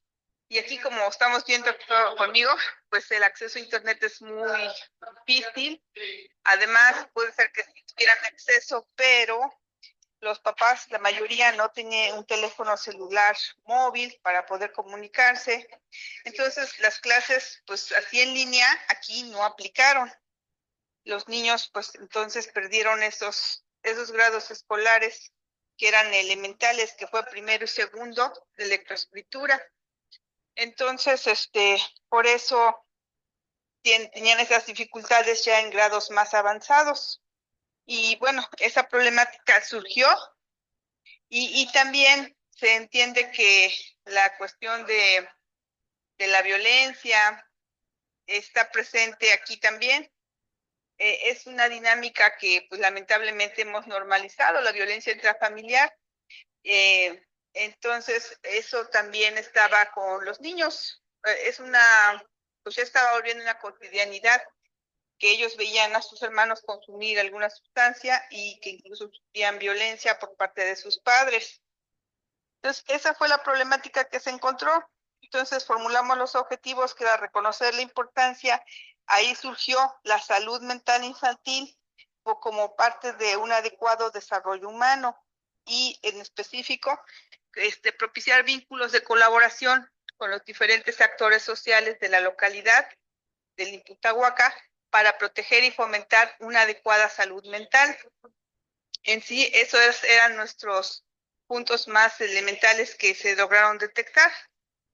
Y bueno, y lo que hemos visto en la literatura, que esa dinámica del modelo de crianza, si es favorable, pues entonces un niño mantiene una buena salud mental, pero si es desfavorable, entonces pues, o que viven en entornos adversos, generan en un futuro pues problemas en su salud, de ansiedad y depresión. Cuando esto se detona, incluso por eso hubo esta identificación con los chicos universitarios, porque de cierta forma, pues algunos de ellos vienen de hogares donde se sufre violencia, ¿sí? O no está un hogar integrado, o están viviendo con los abuelos, o todas esas situaciones fueron las que se reflejaron en las cuestionarios que se aplicaron. Y por eso también fue como que podría decirse una identificación de estas problemáticas, porque en cierta forma ellos también las habían vivido. Y esa era la problemática más grande, y nos dimos cuenta pues que esto es más complejo, más grande, que el solo aplicar los cuestionarios que se convirtieron en entrevistas. Se dio cuenta pues que sí, como que estábamos dando en un punto certero, y era más complejo porque incluía el aprendizaje de lectoescritura y que estaba siendo muy deficiente. Sí, entonces vimos que la vinculación comunitaria pues realmente logramos como que el objetivo, pero nosotros los chicos son estudiantes de enfermería de segundo semestre, y esta investigación o este modo de proceder, pues la idea era continuar porque por la necesidad que se detectó y porque era necesario hacerlo, pero se aplicó la metodología que fue una investigación cualitativa. Eso enfocamos mucho con el método de investigación-acción, con la aplicación de cuestionarios en preguntas abiertas que se convirtieron en entrevista, con la observación no participante. Y pues lo que sucedió que no pudimos seguir con este proyecto porque en cuestiones administrativas no es como ellos nos decían, o sea, a nivel de enfermería, de plano me dijeron, bueno, nos dieron a entender qué tiene que ver la pedagogía con la enfermería. Dijimos, no estamos capacitados con las herramientas para fomentar la lectoescritura o ser un apoyo de aprendizaje con estos niños. Y algunos chicos sí lo estaban, porque trabajaban en otros grupos de lectoescritura o de apoyo, o tenían la disponibilidad, y pues yo considero que era muy complejo, pero nos salíamos de las temáticas de salud. Yo enfatizaba la salud mental, pero dijeron, es que la salud mental como que no aplica para cuestiones de enfermería. Pues así nos lo hicieron entender. Ustedes dicen, enfóquense en algo que sea de salud, pero en cuestión física, no mental. Entonces nos inclinamos para seguir con ellos en la cuestión de nutrición, porque a la vez también se tomó esta medida, el índice de masa corporal con los niños, y se detectó pues que existen problemas de sobrepeso y obesidad.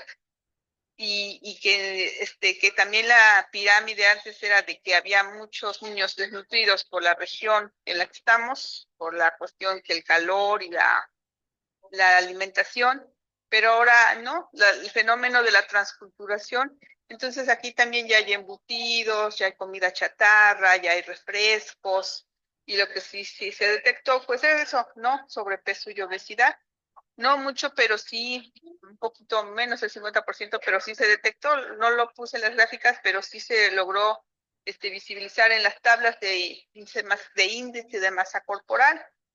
Entonces nos tuvimos que inclinar, darle la vuelta a esa problemática que ya habíamos encontrado, pero que la que tal vez no nos sentíamos o fue una como situación compleja de decir, pues lo tenemos que dejar porque no somos pedagogos, y no podemos estar con las herramientas que requiere un niño en cuanto a lectoescritura, porque nos tenemos que desviar para la cuestión de la salud nutricional, de la salud física.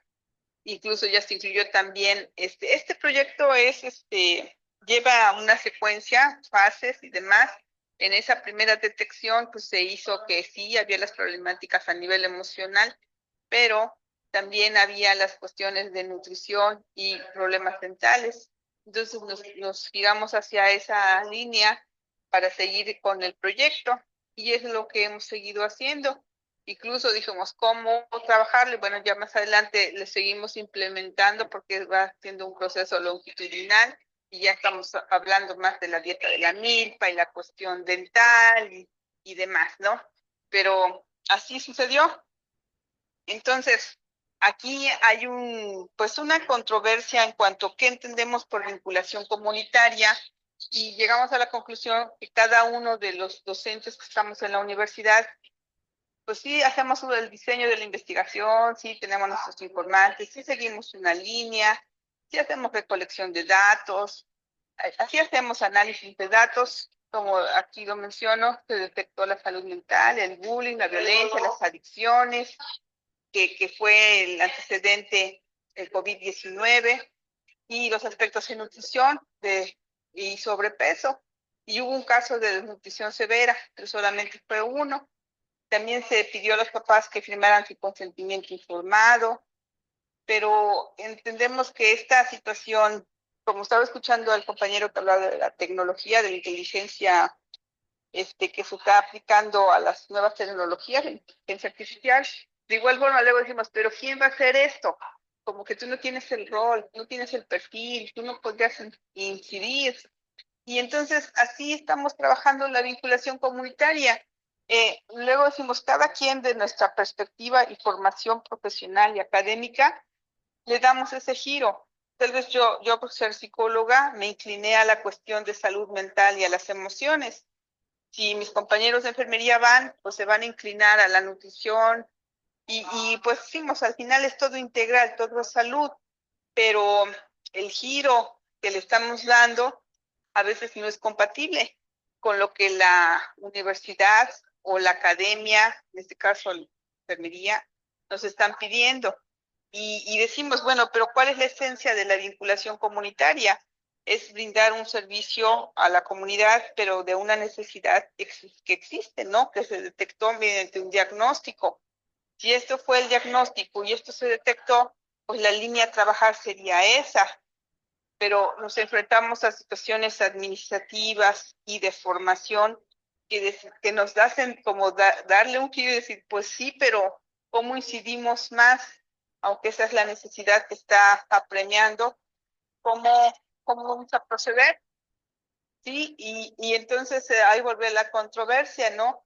Y el problema de salud mental existe, está presente en los niños que tienen este problema de lectoescritura y que va a seguir pues, ahí y van a llegar a ser adultos, van a pasar a secundaria, si es que siguen con su cuestión, con su educación básica, secundaria, bachillerato, pero esto se quedó ahí latente y no solo eso, sino también esto afecta su propia autoestima. En un futuro puede ser que afecte su estabilidad emocional. Entonces es a lo que por eso le puse eso, fue un encuentro con la salud mental, cuando nosotros, pues como que la pandemia COVID, pues sí pasó, ¿no? Y nos la vivimos todos y dijimos, bueno, pues ya, ¿no? Ya estamos en clases, ya estamos en presencial, pero a los niños pues sí dejó este vacío en el aprendizaje y pareciera que nosotros seguimos nuestro curso, pero para los niños fue muy elemental, pues que no avanzaron en ese aspecto y sí están avanzando en grados escolares, pero no al mismo nivel que debería ser con un niño que está con una formación presencial y con un maestro que está brindando este apoyo, ¿no? En lectoescritura, como lo hemos conocido. Y pues eso fue el encuentro que tuvimos con los niños en esta dinámica de vinculación comunitaria, que actualmente sigue este proyecto, pero el giro ya fue más hacia nutrición, a nutrición y a salud dental. Sí, así fue. Bien, ¿alguna pregunta por parte de los compañeros Leti, Carlos, Jennifer, Miguel, Mayra? Porque sí está interesante, pues hay mucho que discutir allí. Pues lo primero que hay que discutir es algo que el doctor Clark en el libro sobre las tribus universitarias indica. O sea, lo único que te dice lo que está sucediendo allá es que en enfermería se ejerce el poder y el control sobre lo que se va a enseñar. Y dentro de ese Ajá. control y ese poder está excluida la salud mental o tiene menos importancia. Entonces, ¿qué quiere decir? Que tú y Gil, pues están a las patadas con el burro, pues porque o sea, Sí. su capacidad de poder y control es mucho menor, aunque no dejan de insistir en que la salud mental es parte de la enfermería, ¿no? Y parte de la salud. ¿Alguna pregunta de los compañeros? Sí, maestro, yo quisiera hacer un comentario. A ver, déjame ver. ¿Sí estás oyendo? ¿Estás oyendo? Sí, sí, estoy escuchando. Adelante, Jesús. Sí, maestro, me parece verdaderamente muy interesante y el trabajo que están realizando la problemática a la que se enfrentan, pues, porque realmente, desde mi punto de vista, sí tiene que ver mucho con la salud mental, emocional, el autoestima y todo. En lo personal, yo estoy trabajando ahorita con un programa de Licea, con educación para adultos. Cuando ves a los alumnos el estado de desarrollo que tienen emocional, es muy grave. La autoestima, al compararse con sus compañeros de trabajo, con sus iguales de la generación, de la edad, es muy grave el autoestima, cómo se les cae, cómo les afecta a la seguridad personal que tienen, ¿no? A su autoestima. Entonces, yo creo que sí es una forma de prevenir o de prever que no llegue a ser eso, el poder nivelar a esos niños, buscarlos las herramientas o los conductos para llegar a prevenir que ese estado emocional que sí les va a afectar. En lo personal, como digo, yo estoy trabajando con adultos y sí es grave la situación que presentan. Muchas gracias, Jesús. Sí, sí, sí, las consecuencias futuras rara vez se cuantifican, ¿verdad? Y, y bueno, esos niños, ustedes los están siguiendo pues ellos no van a aprender a leer y a escribir por comenzar a consumir más proteínas o más vitaminas o más minerales o por resolver la dentadura cariada o cualquier cosa de estas, ¿no? Se requieren, te preguntaría yo allí, Xochitl, tenemos en Sí. la Universidad Intercultural del Estado de Puebla, ¿por qué no tenemos la licenciatura en lenguas originarias Sí, sí está. y ellos que no son especialistas en enseñanza de la lengua, no son especialistas, Sí. no podían Incluso, tomar adelante? ajá, ellos también van a hacer su servicio. Hemos coincidido con ellos, con derecho, con lengua. Y sí, lo que pasa es que hay que estructurar más un nivel de cómo sería la intervención, porque lo pensamos, incluso pensamos en la cultura de paz. Yo dije, es que tiene que ver una luz al final del túnel. ¿Cómo? Y estaban diciendo, pues tenemos que trabajar en cultura de paz. Yo me acerqué con mis compañeros de cultura de paz y dije, ¿cómo le hacemos? Porque si al final, si nosotros hacemos acciones preventivas, estos niños a la larga pues van a estar bien, estable emocionalmente, porque si no van a, van a ser más vulnerables a caer en un consumo de sustancias psicoactivas, porque si no siguen en el bachillerato, si no siguen en la secundaria, pues todo niño que está fuera del sistema educativo, así como lo tenemos, así, pero aún así, es un sistema de protección, es un factor de protección, y si tú ya no estás porque pues, no puedes avanzarle, entonces eres más vulnerable. Lo intenté manejar, y dijeron, sí, se puede ser muy bien, porque si nosotros tenemos que dar como producto, se podría decir, de cultura de paz, pero también implica pues relacionarnos, y lo dejamos también así como que en pausa, pero decíamos, por dónde llegamos, porque si no llegamos por vinculación, tenemos que llegar por otra línea. Pues aquí Entonces, Jennifer Lisset está dando una sugerencia en el sentido de que entonces eso indica que no hay vinculación multidisciplinaria allí, o sea, como que Sí, enfermería tiene su vinculación, lingüística tiene su vinculación, la otra tiene su vinculación, y entonces no hay o sea, no se conforma un equipo multidisciplinario para asistir a esa primaria, que por más, aunque tuviera dos alumnos, son dos seres humanos que merecen toda la atención de nosotros, pues, ¿no? Y entonces, sí, aunque tenga poquitos o muchos, eso es lo de menos. El asunto es que son vulnerables y en riesgo. Y como dice Jennifer, lo que es lastimoso saber que en la Intercultural de Puebla no tengamos esa visión multidisciplinaria que nos permita ir en equipos, ¿no? Y tratar de juntos ajá. sacar adelante a los niños. Ahora ya cambió la modalidad porque yo siento que como que vamos avanzando así con la investigación cualitativa, pues vamos descubriendo, vamos avanzando, vamos viendo cómo podría ser mejor. Afortunadamente, ahora ya se están formando equipos multidisciplinarios para poder incidir en una problemática. Entonces, esta podría ser una de las que incidiera, pues, derecho o lengua y cultura y en enfermería. Podría ser, podría ser. O sea, yo considero que pues así ahora sí más que ver el vaso medio lleno, perdón, de medio vacío, lo vamos a ver medio lleno. Y esto ya se está dando con algunos proyectos, pero como ya teníamos encausados algunos, entonces era muy difícil coordinarnos, o sea, dejar tu proyecto para iniciar otro cuando ya tenías un avance, pero se están creando nuevos proyectos con los nuevos semestres. Y la modalidad o la indicación que nos dieron fue esa, ahora que sean multidisciplinarios. Y en eso estamos, bueno, en eso quedó. Este, ¿Alguna pregunta, compañeros? Eh, algún comentario sobre la experiencia de Iztazochitl. Mm, Porque aquí algo que comentaste, adelante, Miguel Ángel, por favor.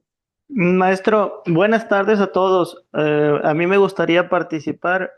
Antes que nada, pues felicitarlos a ambos ponentes, ¿no? Muy interesante y aún cuando yo no me desenvuelvo en la educación básica, yo trabajo en educación superior, pero pues sí, en lo que decía la maestra Iztazochitl, pues en educación superior también nos llegan jóvenes que tienen problemas todavía con lectoescritura y son jóvenes que necesitan apoyo. Y lo que hablaban de trabajar con equipos multidisciplinarios es lo que siento yo que puede dar resultados, ¿no? En donde yo trabajo no lo hacen tampoco, pero siento y comparto la idea que opinaban ahorita ustedes aquí en la sesión de que ese trabajo de apoyo con los jóvenes debe de ser de esa forma. Y me quedé ahorita con la inquietud de comentar sobre la participación de Noé. También ahí donde yo trabajo en nivel superior, el tema de las IA o de la inteligencia artificial hoy en día, pues también está permeando mucho porque inclusive a los maestros se les ha invitado para que trabajen sobre un diplomado de cómo hacer buen uso de la IA en el proceso de enseñanza con los jóvenes de nivel superior, ¿no? Y gran parte del éxito de eso es aprender que esa herramienta es trabajar con responsabilidad, que sí nos puede ayudar para mejorar nuestros procesos de enseñanza, claro, pero solo es una ayuda, no va a sustituir la labor del maestro. Y en los jóvenes también no les va a solucionar todo, es simplemente una guía para que ellos puedan elaborar sus proyectos de una manera más responsable, ¿no? Dándole eh, unas preguntas para que ellos utilicen su criterio en responderlos, que eso solo sea una herramienta de apoyo, pero no que se tome de ahí la solución, ¿no? Eso es lo que quería aportar, maestro. Gracias. Miguel Ángel Burruel, Iztazochitl y compañeros, es docente del Instituto Tecnológico de Hermosillo, uno de los tecnológicos nacionales de México, y él ha estado haciendo investigación pues junto con nosotros y ha publicado varias cosas. Ahorita ya estamos por publicar un nuevo artículo sobre las investigaciones sobre TICs. Este, el, el asunto, tal como dice Miguel Ángel Burruel, es precisamente eh, la cuestión de cómo, o sea, si la pregunta para ti a partir de lo que dice Miguel Ángel sería, Istazoshi, Ajá. la Universidad Intercultural del Estado de Puebla tiene un compromiso ético con los grupos indígenas de la región o realmente tiene una visión interna de organización y de prestigio y el compromiso ético no es algo importante porque esa escuela y esos niños necesitan atención, necesitan justicia educativa, pues, y si la universidad puede proporcionar algo de esa justicia que requieren esos niños, pues sería muy adecuado el que la universidad asumiera esa responsabilidad moral. Tú desde tu punto de vista como profesora de asignatura, ¿cómo visualiza la responsabilidad moral con la cual la universidad mira hacia afuera la justicia social y la justicia educativa? Pues sí existe. En algunos, principalmente en algunos docentes, yo considero por mi parte sí existe, y en algunos otros más, porque estamos en un lugar alejado con estas adversidades de tecnología y de muchas cosas que no existen acá.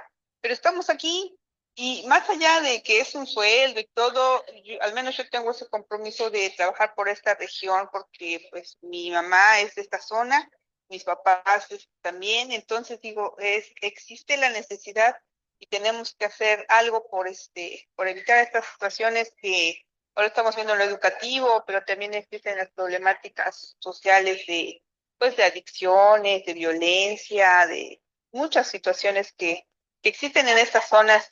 Y entonces, si no tenemos que hacer algo, al menos yo eso le transmito a los muchachos, y yo sé que ellos son empáticos, y tan empáticos son, seguimos ahí con ese proyecto.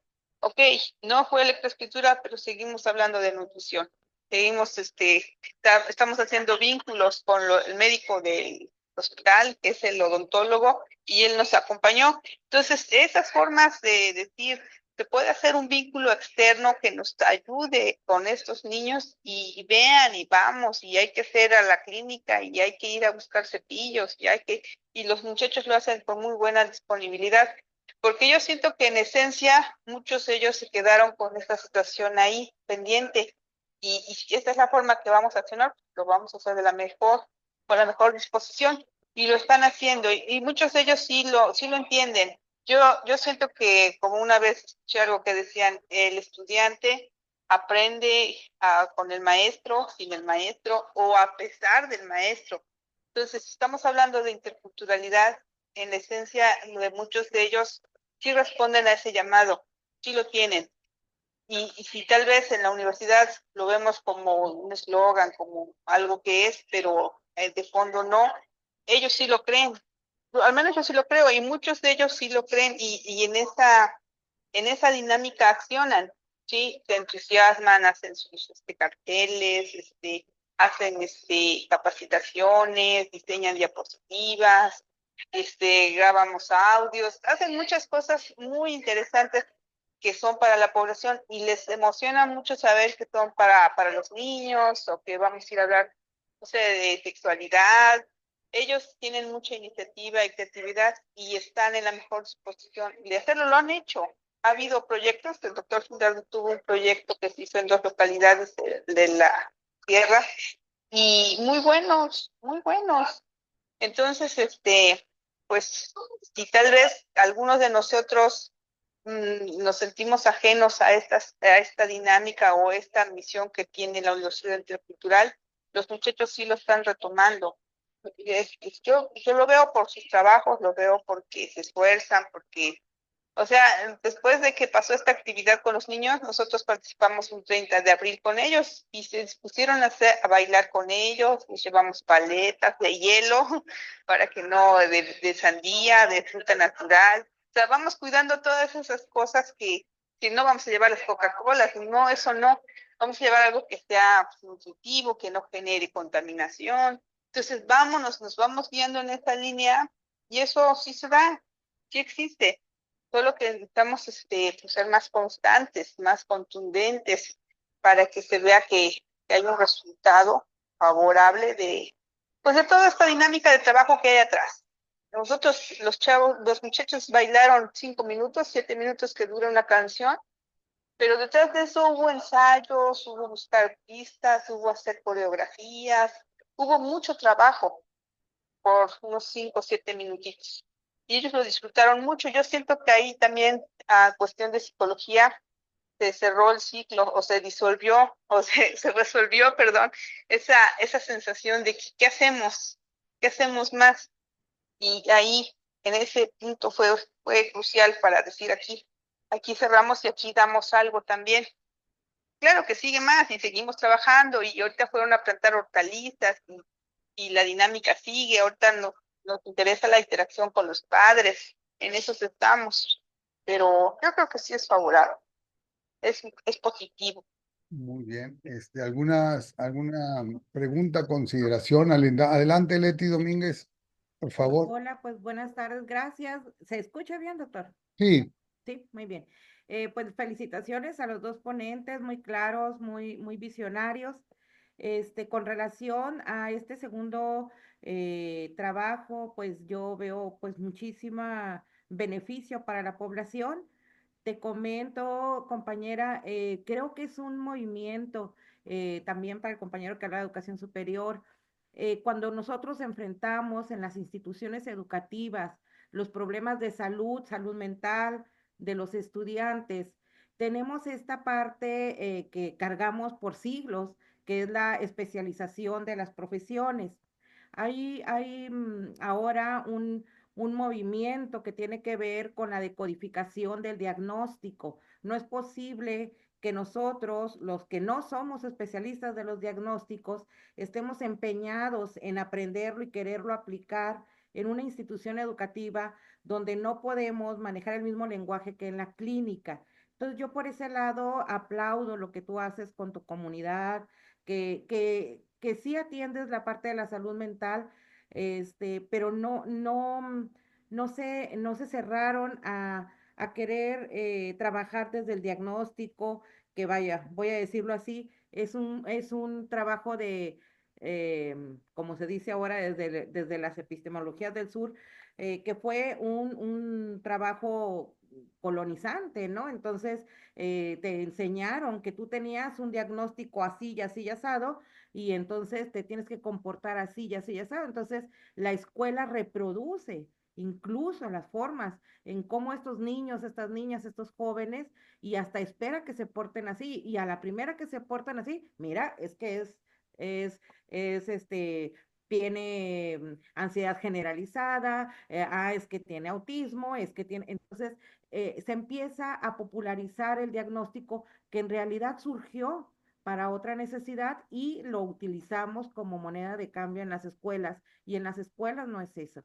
Entonces yo veo que tus actividades, la forma de acompañamiento, a mí me representa esta otra parte de decodificación de los términos clínicos que he visto en trabajos digamos, de prevención, sobre todo en enfermería, de primer nivel de prevención, y en dado caso, cuando se identifica, bueno, pues alguien que ya esté en el consumo de sustancias, bueno, se hace esta intervención indicada, pero siempre desde el acompañamiento, desde la orientación y no de la estigmatización por el diagnóstico. Yo veo por ahí, o bueno, es lo que a mí me quedó claro de lo que tú haces, y en ese sentido, pues, lo aplaudo, ¿no? Creo que por ahí a veces cuando no encontramos respuestas, entre los compañeros en las universidades, tiene que ver pues con que hay esquemas ya profesionalizantes muy arraigados y que se abren poco a, pues, al reconocimiento de la diversidad. Todos somos diversos y cada cual tiene condiciones diferentes, pero luego surge esta otra parte que también señalaba Jennifer, de querer señalar las especializaciones y yo te veo así, yo te veo de esta forma y entonces se pierde el trabajo multidisciplinario. Pues entonces, pues muchas gracias por esa posibilidad que tu trabajo me da para poder reflexionar y nada más agregar un poquito para el trabajo del compañero. Recordarás, José, cuando conocimos a Miguel Zabalza, yo recuerdo mucho una expresión de él, del profesor que se deja ser removido o sustituido por la tecnología, pues en realidad es un profesor que merece ser removido. ¿Sí? O sea, nunca la tecnología va a lograr sustituir a un profesor. Yo creo, tal como dice el compañero Noé, eh, ciertamente lo tenemos que integrar a nuestras formas ya naturales de dar clases, ya dejaremos de verlo como lo raro o a poner todos los controles posibles para que no nos hagan trampa los muchachos. Bueno, en fin, tenemos que evolucionar, pero el tema de la integración de la tecnología ahora sí que al capital cultural del profesorado, pues ya tiene rato, ¿no? Antes eran, no sé, las enciclomedias, luego fueron pues los internets y todo eso, y ahora estamos en esto y las resistencias, créanme lo que yo veo que son las mismas, poner demasiado control, ¿para qué? No sé, y bueno, pues ya la historia irá diciendo para dónde va a ir el profesorado, pero creo que es algo que, que se ha ido logrando y también pues veo que es importante que la herramienta como tal no se vuelva el fin, sino nada más un medio, porque al final del día, pues lo que queremos en cada momento de desarrollo, por ejemplo, los niños básicos de educación básica, es que construyan, ¿verdad? Pero, por ejemplo, el muchacho de educación superior tiene que aprender a utilizar la tecnología, pues para un fin profesional. Entonces, cada momento tiene su demanda, ¿no? Y pues también muchas gracias por tu trabajo que me hizo reflexionar muchísimo mi propia docencia. Gracias, doctor. Okay. Gracias. Sí, Stasochi, yo creo que lo que dice Leti es muy importante, que tú continúes por el camino de esas prácticas observacionales, narrativas, culturales, de acercamiento, y no te impongas la necesidad de generar prácticas que estructuralmente sean muy válidas científicamente, pero muy poco útiles en el contexto para los niños totonacas, pues, ¿no? Sí, entonces, si al fin y al cabo tu objetivo ahí en el estudio es precisamente la posibilidad de apoyo y de cambio a darle mayores posibilidades de desarrollo a los niños, pues tú nos estás diciendo cómo pudiéramos entrar a las escuelas, cómo podemos trabajar con los niños, cómo nos podemos ganar su confianza, cómo podemos ganarnos su participación y cómo nos podemos volver solidarios con ellos, pues, a través de un programa de vinculación comunitaria desde la enfermería. No, te agradecemos mucho tu participación y le agradecemos también la presencia de todos ustedes, de Catalina, de Rosa, de Susana, de Martín, de Tanoli, de Karen, de Néstor, de Carlitos del CIR, de Dardo. Estaba Miguel Ángel, pero Miguel Ángel Sáenz también, aparte de Miguel Ángel, Jesús, que siempre nos acompaña, Argelia, Ceci Guerrero, Nidia que es estudiante de doctorado de Litson, que nos va a comenzar a acompañar ahora una vez al mes en estos seminarios. Así que, no está Roxana, le faltaron algunos. La que no nos falta es Catalina y Beth, que siempre Beth está presente. Y gracias a Martín Omar y a todos ustedes, a Mayra, por su presencia. Y recuerden que tenemos una nueva cita en abril. Sí, en abril tenemos una cita el 29 de abril para escuchar los resultados del proyecto de Mayra Moreno en la Universidad Autónoma Indígena de México y escuchar los avances del proyecto de Carlos Mirón del Instituto Tecnológico de Sonora. Entonces,